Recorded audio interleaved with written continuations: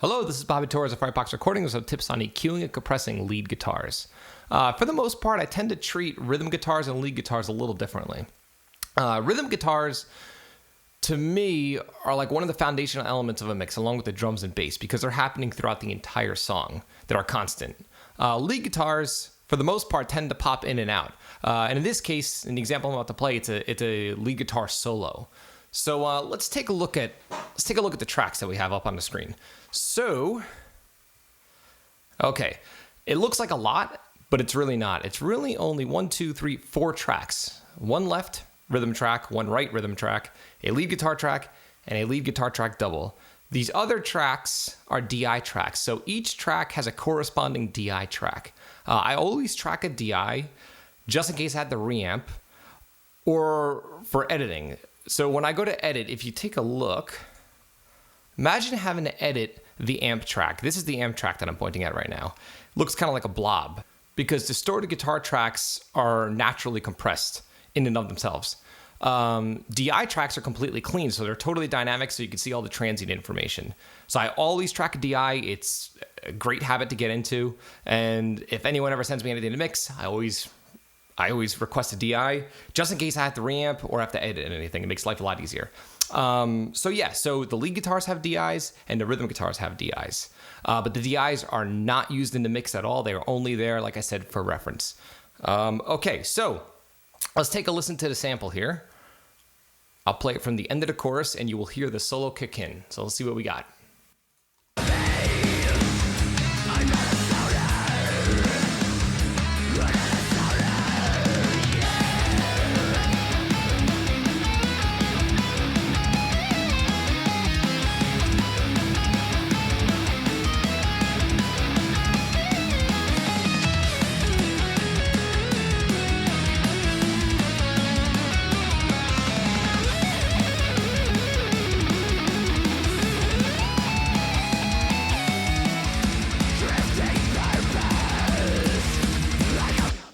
Okay, so as you can hear, it's a lead guitar solo that happens dead smack in the middle of the song, right after a chorus and right before a verse. So it kind of takes the place of what the space that the vocal was occupying previously. So I'm going to play the guitar tracks completely bone dry with no processing at all to hear what we're working with. I'll play the main lead. And again, you see a main lead guitar track and then a double. And the double does not happen throughout the entire performance. It only pops in and out for certain sections to bring in a little, just to bring out certain parts. So let's hear this lead guitar, just the amp. So it's the 5150 head into a Mesa cab, mic to the 57, directly into Pro Tools, and this is what we got. Let's check it out.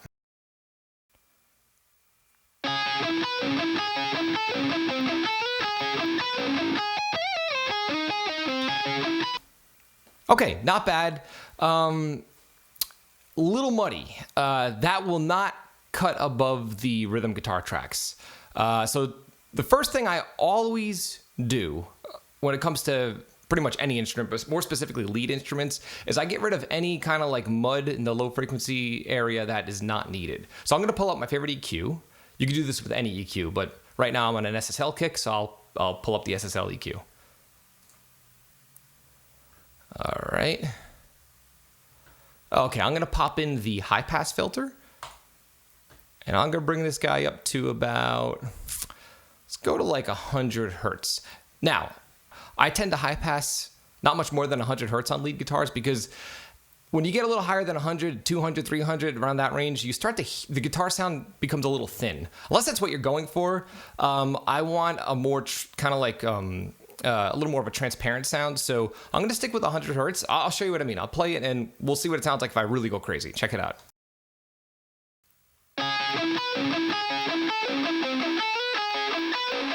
See how the guitar is really thin? It's really audible. It'll end up sounding super small in the mix, and we do not want that. We want the guitar to sound, we want it to sound big without having the low frequency information that's just going to muddy up with the kick and the bass and the low end of the rhythm guitars. So I'm going to bring it back down to 100 hertz, and through my experience, it should barely affect the guitar tone. It's just going to clean up the low end. So let's check it out. And then without the EQ, just bring this a little closer. Here's without the EQ. with the EQ. Yeah, I could barely hear it, but that's intentional. It's giving me extra headroom for the low-end instruments in my mix. So that takes care of the low-frequency information that we don't need. I feel like it needs a little bit of bite up on top. Nothing crazy, nothing super high-end, because guitars don't really live into super high-end anyway. Let's go with some upper-mid frequency stuff. So I'm going to go with like 4.5K, make my my bell a little wider so it eats up, the range that I'm boosting is a little more, so instead of it being from, 3.5K to 5K, it'll be more like 1.5K to 5.5K, if that makes any sense. And we're going to boost it about a dB or 3 dB, 2, something, whatever. Let's check this out. Let's hear without the EQ again. Now with the EQ.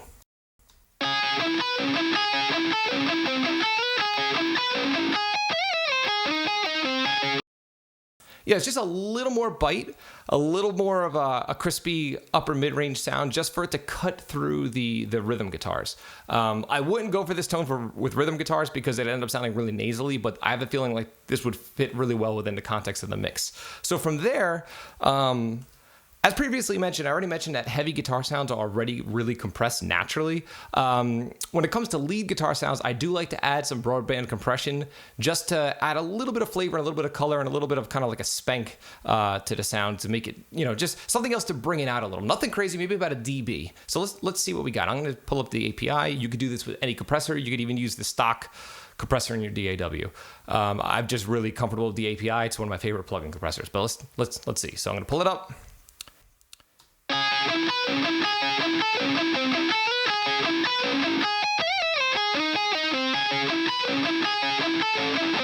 Okay, that's with the compression. Here's without the compression. Here's with the compression. Without the compression. Okay, very subtle, but little subtle moves like that add up over the course of the big picture when it comes to mixing in general. But for me, I know that with my lead guitars, I like just about a dB of compression. You don't really hear it. It's not a deliberate effect, but it kind of keeps the lead in a super tight parking spot, almost like a screaming vocal, which this is taking the place of in this particular part of the song. So from there, I like to add some ambience. Me personally, I'm not the biggest fan of reverb on guitars. That's not to say that reverb is bad. Actually, I'm not a fan of reverb pretty much in general, but I like using it as a deliberate effect when it's called for. In a case like this, I want to add ambience to the lead without it sounding like a deliberate effect. So for me, the answer is always to use a delay. So I'm going to throw a delay on that I already have queued up. Now, I have an auxiliary track right here that has a delay plugin, the stock Pro Tools delay, that is synced to the tempo of the song. So the tempo of the song is 160, and this delay is synced. The cool thing about syncing your delays in the DAW is that, or you could even do it with a hardware unit, but it's easier with a DAW, is that if you have tempo changes in your song, the delay will automatically switch to the tempo changes of your track. So let's hear what this delay is adding. Okay, so I have it soloed. Let's check this. Play it a little further back. Okay, let's check this out.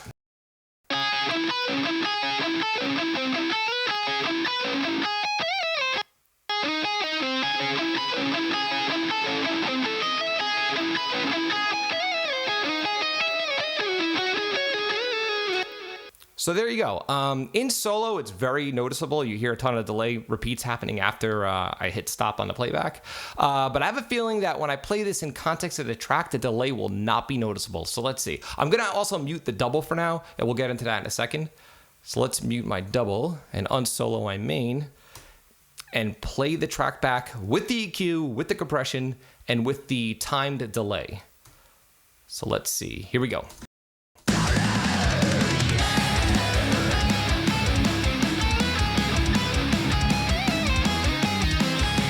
So yeah, as you can tell, while the track is playing, you really don't notice the delay. The lead just has a little more extra, it kind of has extra depth, kind of like a reverb, but it doesn't sound like a cheesy, amateurish effect. It's just a little bit of depth, kind of like a subliminal depth, if that makes sense.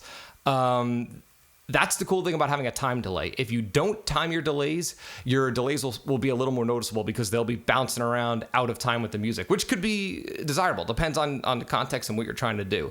For this particular song, it's more of a traditional Euro metal. I was going for a more natural 90s Euro metal style production. So I didn't want the effects to be really kind of like in your face. I wanted them to be more subtle.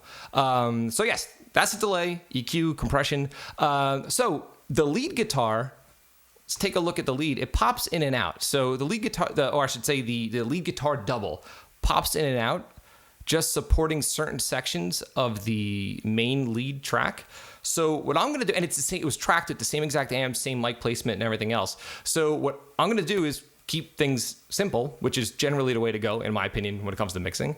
And I'm going to drag the same exact EQ over, the same compressor, and the same delay. The only difference is I'm going to do not boost the top end on the double.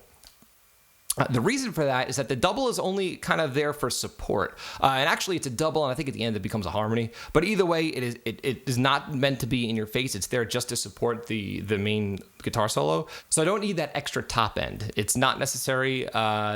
This track does not need to cut through as much as the main track. So let's see what we have. I'm going to play back exactly what I played previously, except with the newer EQ moves and newer compression moves that we just applied. And let's see what we have. Let's check this out.